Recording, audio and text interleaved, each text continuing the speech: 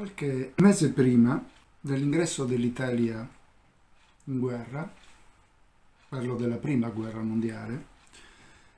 esattamente il 31 ottobre del 1914, Gramsci scrisse un articolo per il Grido del Popolo intitolato Neutralità attiva ed operante. Scrive, delineando il problema concreto. Pur nella straordinaria confusione che la presente crisi europea ha creato nelle coscienze e nei partiti, tutti sono d'accordo su di un punto. Il presente momento storico è di una indicibile gravità. Le sue conseguenze possono essere gravissime.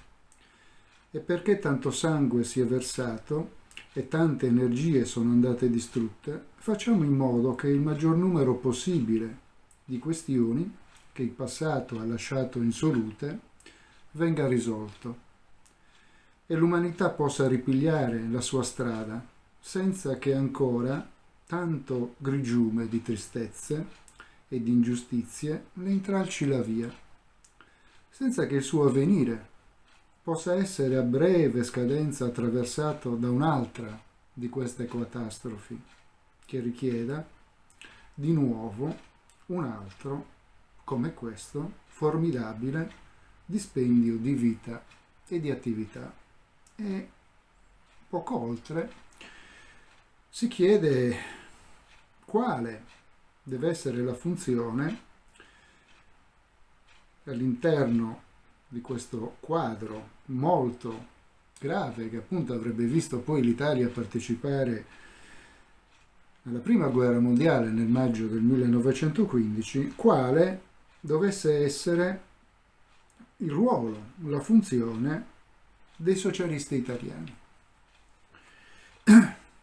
Oggi la situazione non è meno grave.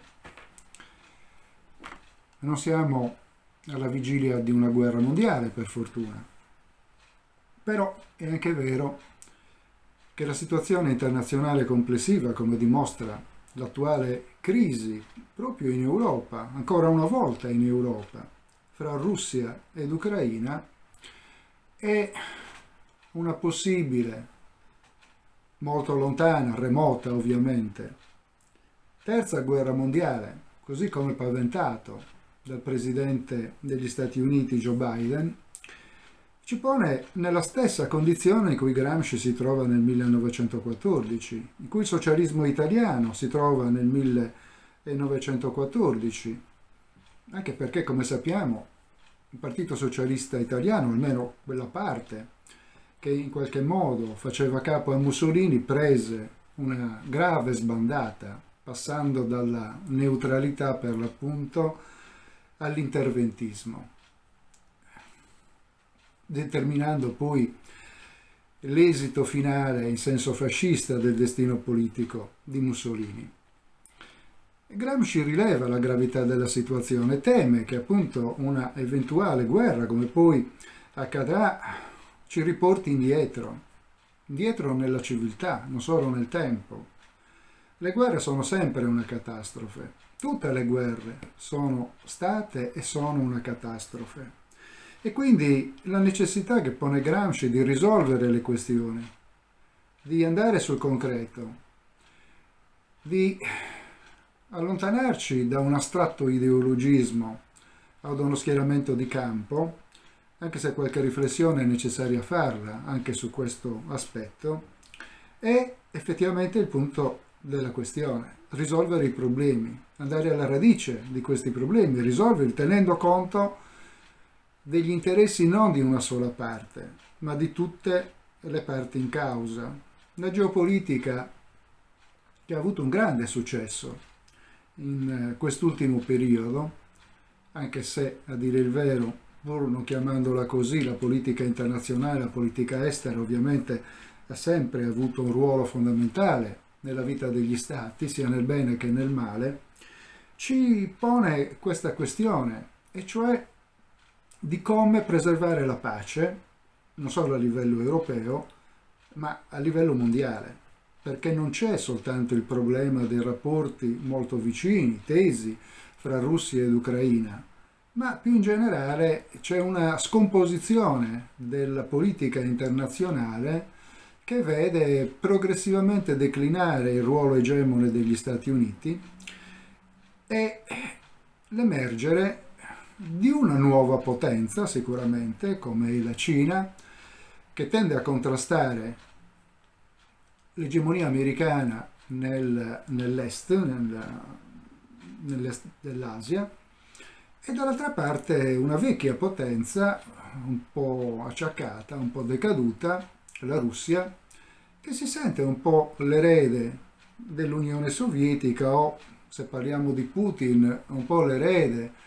dell'imperialismo zarista per certi versi. Però c'è una cosa, una questione che non dobbiamo mai dimenticare quando si parla dei rapporti fra la Russia e l'Occidente, e cioè che storicamente non è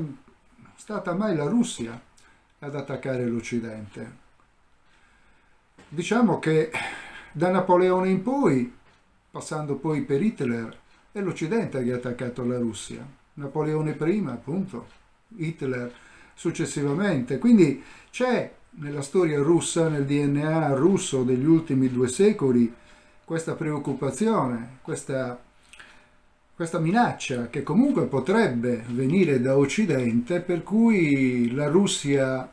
di oggi, come l'Unione Sovietica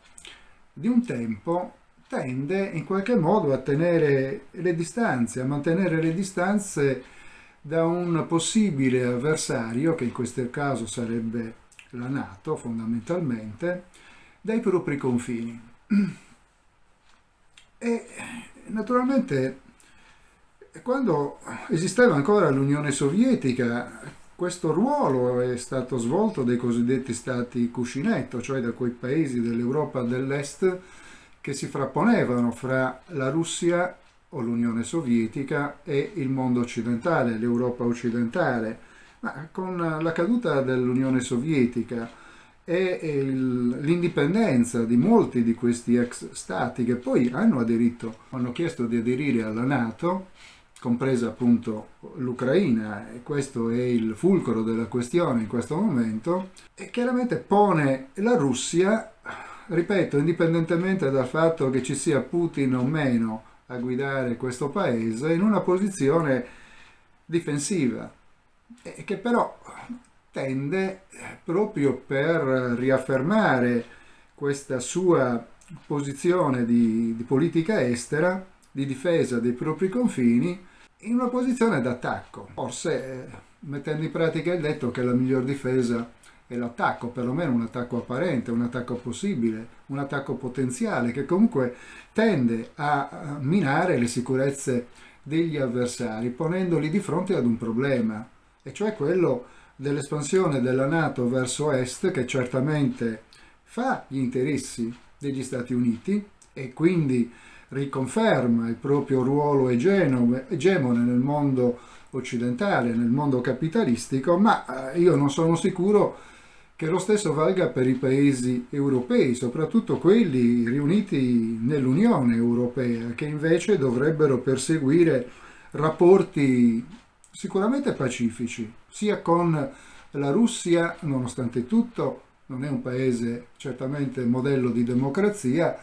come con la Cina. Non dimentichiamoci che siamo una penisola asiatica. Noi, ripeto, pensiamo sempre al continente europeo come se il continente europeo fosse una parte separata rispetto al grande continente asiatico. Invece non è così. Dovremmo parlare di Eurasia, se proprio volessimo rimarcare un ruolo particolare per l'Europa. Ma di fatto, geograficamente, fisicamente, l'Europa altro non è che una penisola asiatica, quindi la nostra politica deve soprattutto tutelare i nostri interessi all'interno di questo enorme continente dove, per ragioni storiche più o meno recenti, due grandi potenze come la Russia e la Cina vogliono svolgere un ruolo importante, ma non dico egemonico. Non hanno, secondo me, una politica imperialistica modello Stati Uniti, che vogliono estendere la loro influenza su scala planetaria e non solo. dovremmo parlare anche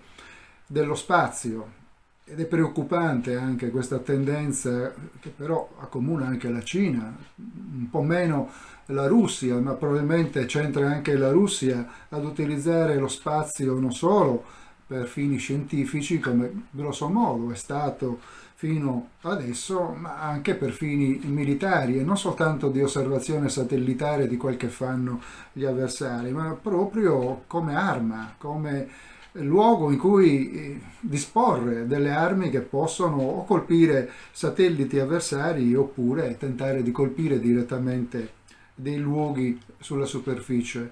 terrestre. Quindi, ripeto, è una situazione grave, è una situazione che ci deve far riflettere, ci deve impegnare soprattutto in un'azione di contrasto.